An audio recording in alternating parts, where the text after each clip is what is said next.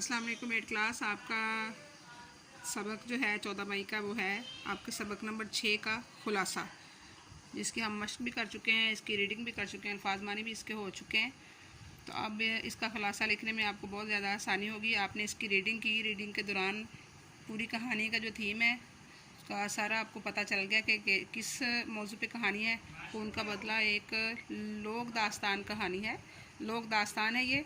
इसमें आपने इसका खुलासा लिखते वक्त एक दो चीज़ें हैं ज़रूरी, उनका ख्याल रखना है कि जब आपने खुलासा शुरू करना है, आप किसकी खुलासा शुरू करते हैं तो इसकी शुरुआत जो है वो लाजमी लिखेंगे, कि जिसमें शुरू जहाँ से होता है कि मुराद खां जो है वो खून में लथपथ एक चारपाई पे पड़ा हुआ है और गांव के लोग उसके इर्द गिर्द इकट्ठे हैं। जो शुरू का मंजर है वो आप खुलासे में ज़रूर लिखेंगे और छोटी छोटी बातों को आप उसमें से हज़फ कर लेंगे, यानी निकाल लेंगे। छोटी छोटी बातों को हज़फ कर लेंगे और जो मेन पॉइंट्स हैं उसके वो ज़रूर लिखेंगे कि किस तरह मुराद खान को किसी अनजान शख्स ने गोली मारी और वो जब उसके मरने का वक्त करीब आया तो उसने कहा कि मेरे दिल में एक बड़ी दरीना आरजू और हसरत है, काश कि मेरा कोई बेटा होता तो वो मेरे खून का बदला लेता। क्योंकि मुराद खान का कोई बेटा नहीं था, एक जवान बेटी सिपनगुली थी और उसकी बीवी थी। तो वो इस बात को बहुत हसरत में बताता है कि मेरी हसरत है कि मेरे दिल में बहुत ज़्यादा इस बात का हसरत है कि मेरा कोई बेटा होता तो मेरे खून का बदला लेता। अब उसकी ये बात सुनकर उसकी बेटी सिपनगुल ने ये अहद कर लिया अपने दिल में भी और अपने बाप को भी बताया कि बाबा जान, मैं आपसे पक्का वादा करती हूँ कि जब तक आपके खून का बदला ना ले लूँ तो मैं चैन की नींद नहीं सोऊंगी। उसने ये वादा कर लिया और वादा करने के बाद दिन रात इस कोशिश में रही कि उसको उसके बाप के कातलों का पता चल सके, लेकिन उसको उसके बाप के कातलों का पता नहीं चला। और आखिर एक दिन ख्वाब में उसके बाबा ने कहा कि आप इस ख्याल को अब छोड़ दो और अपनी माँ की खिदमत करो।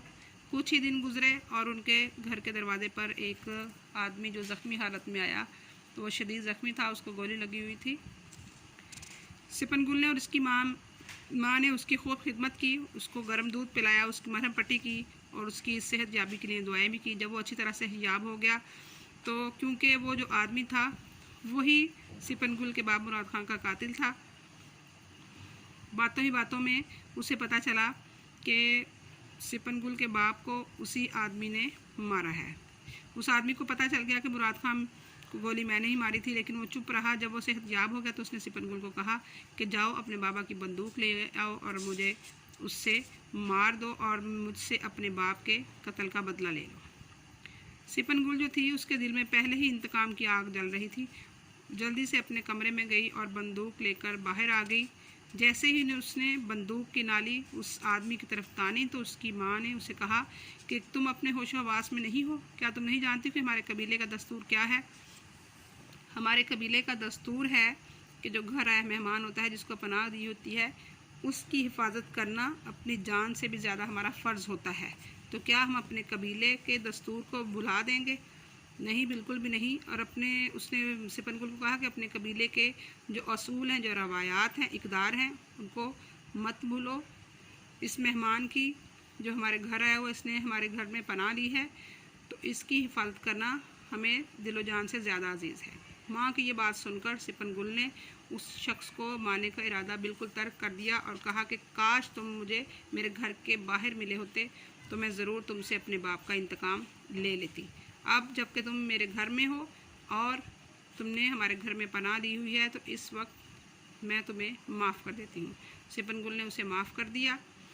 ये 8 क्लास आपने इसका खुलासा इस तरीके से लिखना है कि मेन पॉइंट जो है वो आप सारे उसको कवर करें और छोटी छोटी बातों को अंदर से, मतलब जो उसका शुरू वाला हिस्सा है वो काफ़ी लंबा है कि किस तरह मुराद खान जो वह ज़ख्मी हालत में था, उसको शुरू का मंजर लिखेंगे और फिर ये भी लिखेंगे कि किस तरह जो है एक ज़ख्मी उनके दरवाजे पर आता है, किस तरह उन्होंने उसकी मरहम पट्टी की। उसके बाद इंतकाम का जज्बा जो उसके अंदर उसकी बात सुन के जाग उठता है कि वो शख्स बताता है कि मैं ही तुम्हारे बाप का कातिल हूँ। मेन पॉइंट्स लिखने के बाद एंड वाला भी आप लाजमी उसमें लिखेंगे कि किस तरह उसने कबीले की रवायात को महफूज रखते हुए इस शख्स को माफ़ कर दिया।